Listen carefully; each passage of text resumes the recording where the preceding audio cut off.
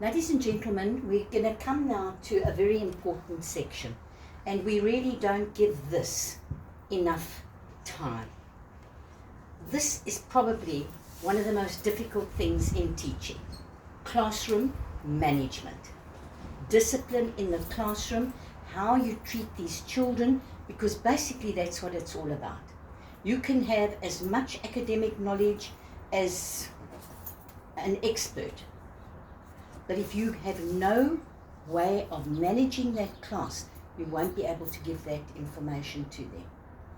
So this is a very, very important part, and unfortunately we are zapping through it because of time, but I want you to understand that I will be giving you my own notes that I've made through the years, and I will email them to you, and you will put them in your file, and I'll explain it all to you. Once you get to the school, once you've got your own class, read through them before you go into the classroom. Okay, I'm going to start with why children actually misbehave. What is it that makes these children misbehave? Why? Why do they do this? And every single child comes from a different home. Remember, where values are all different. What I accept in my home, maybe that person doesn't accept in their home. When I say to my child, go and bath, and he doesn't go and bath, I make sure that I push him there and tell him to do it. Maybe the lady next door says, go and have a bath. Go and have a bath. 25 times. So all these different mannerisms and all these different values are brought together into one classroom, and you have to manage them. You have to make that atmosphere conducive to learning. There is no child who can actually stop that from being done. It's just illegal. So I'm going to explain to you a little bit about what the problems could be. If you're in a classroom and a child is giving you some problems, there could be issues at home.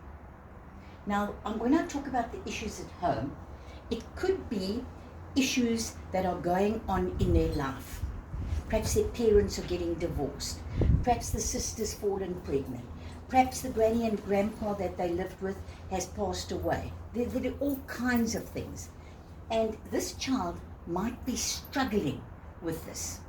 So really, you need to be very careful about talking to this child and trying to actually connect with the child. All right? Those are issues at home. Issues at home.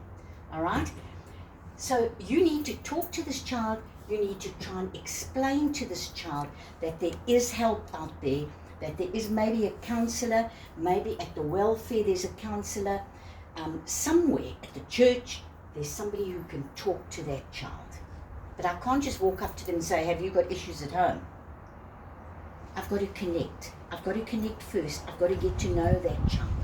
I've got to know all about that child until that child eventually will tell me. Then you might be dealing with children who are goal-driven. Goal-driven children want to win at all costs. It doesn't matter what it takes. They want to be first, they want to be the best, they want to be right at the top of the heap. And these children can be problematic because they will be in class and they'll keep asking questions. And they'll keep on saying, but why didn't you mark this? But why didn't you mark that? And you'll become irritated with it. But you have to understand where it's coming from. Maybe the parents are goal-driven.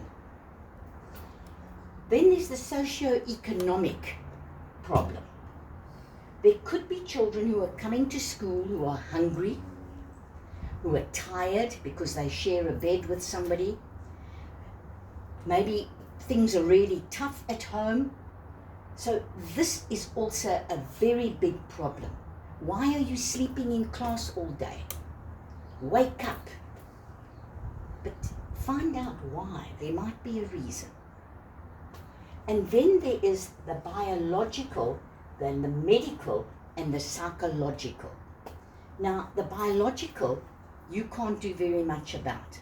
Those are the children who are ADHD or ADD, which is attention deficit disorder. And these children find themselves not being able to focus and concentrate for long. These are the children that you'll find that will sit and look at you and then all of a sudden start fiddling with something, pulling somebody's hair, doing something this side, kicking that one's bag, fiddling all the time, can't focus. And you've got to look at that and you've got to consider that, because it might be that you need to call that parent in and that parent take the child for an assessment. Medical could be anything wrong with a child. Could be eyesight, could be a hearing problem. You keep talking to the child, but the child never answers you. You need to call the parents in. And psychological, you will find that out very quickly. Might be a child who just keeps on lying to you about things. And you can't trust this child. But there must be a reason why. There's always a reason why. The other thing to consider is your teaching.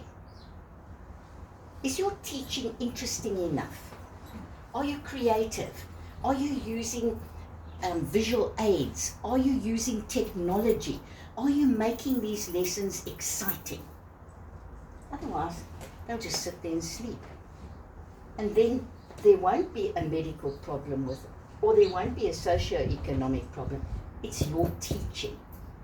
So later on, when we get to lesson planning, we'll talk about this thing called reflection, where we look back on what we've just taught and see how we did it. How can we improve? Where were the weak spots? Where were the strong spots? What did I do that I'll do differently next time? So look at your teaching.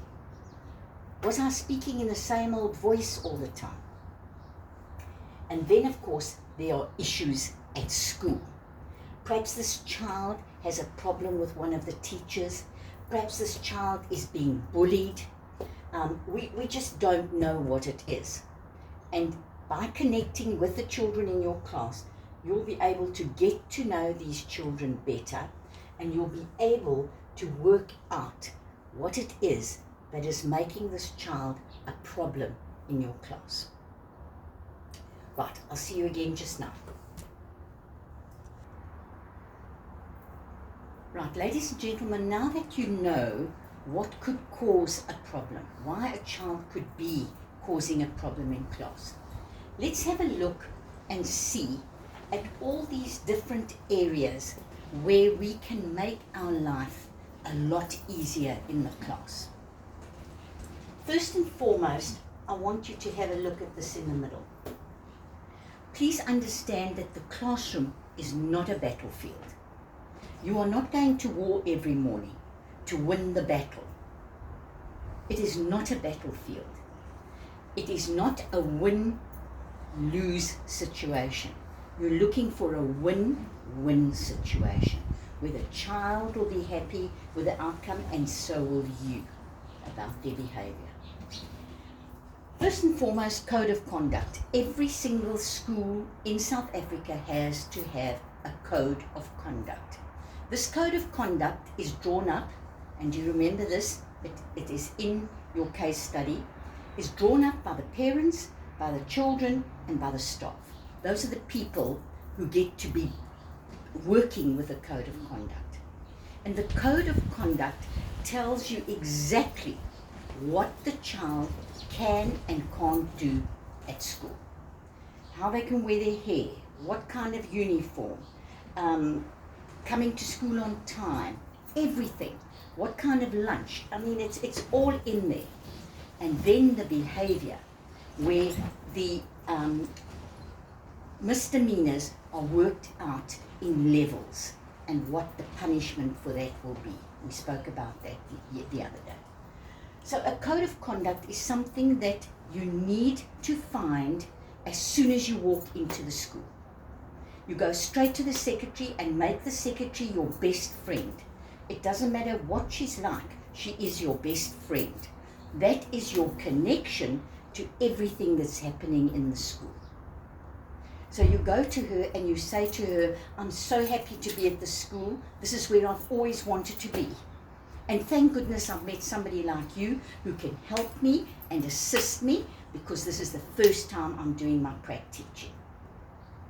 Can you give me the school's vision statement, the school's mission statement, and the code of conduct and the code of dress for staff? Those are the 4 most important ones.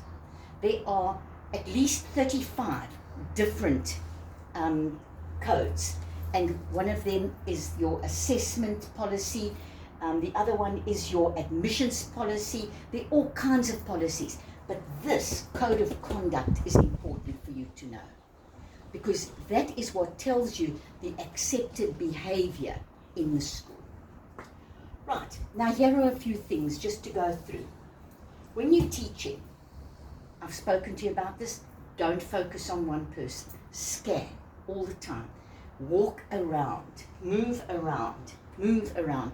Don't stand like this with your feet still and just talk like this from here. When you're very nervous, this is what you do. You stand still and your mouth gets very dry. So as soon as you get into the class, start moving from the one side to the other. And don't keep going down one side, because then you're going to start having problems on this side. So make sure that you're walking around and the children know, oh well, he or she might be back here just now, so I better not do that or take my phone out. Be forgiving. Somebody's done something wrong, you have a bone to pick with them, you are angry with them, you've punished them, forget about it. Don't keep bringing it up. I'm always having trouble with you.